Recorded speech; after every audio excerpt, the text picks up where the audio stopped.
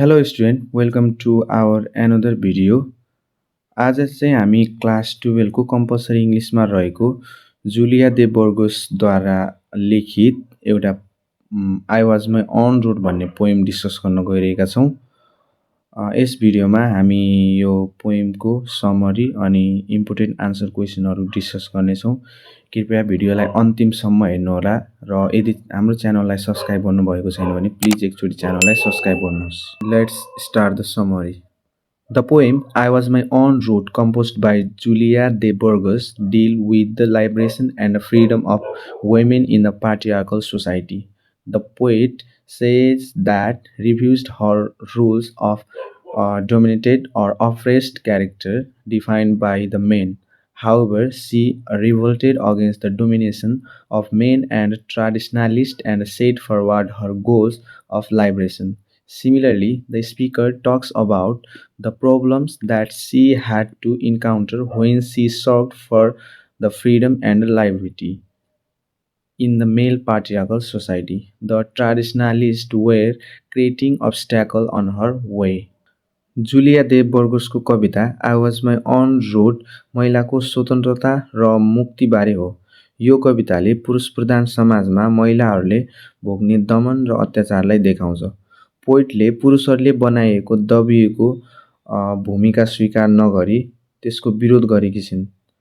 उनको परम्परागत सोच र पुरुषको अत्याचार विरुद्ध विद्रोह गर्दै स्वतन्त्र जीवनको बाटो रोजेकी छन्। उनले पुरुषहरूले कसरी महिलाहरूलाई दमन गरेर राखेका छन् भन्ने कुराको विरोध गरेकी छिन्।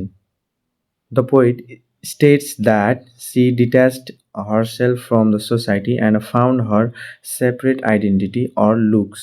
She walked along many paths of her life for the intimate liberation.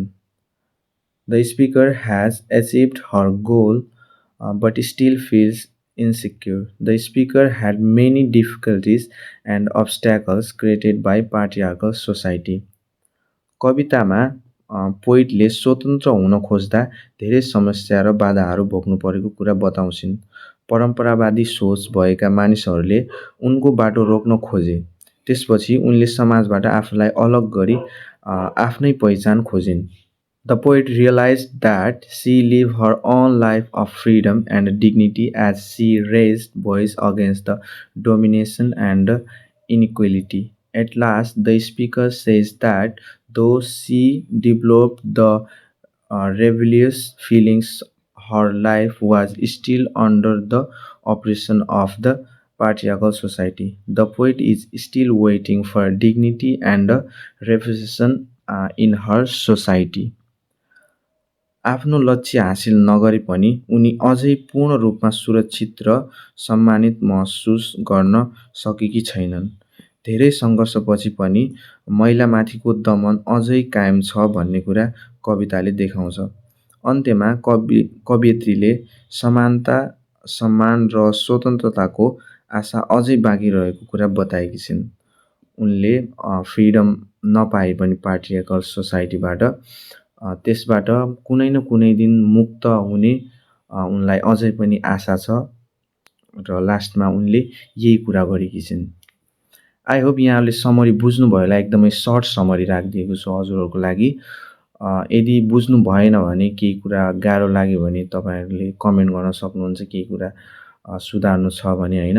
यदि राम्रो लाग्यो भने पोजिटिभ प्रतिक्रिया दिनु होला। यदि केही कुरा कमी कमजोरीहरु छ, सुधार्नु पर्ने छ भने त्यसको लागि पनि तपाईहरुले सजेसन दिन सक्नुहुनेछ। र अब चाहिँ हामी यसको इम्पोर्टेन्ट आन्सर क्वेशनहरु हेरौं।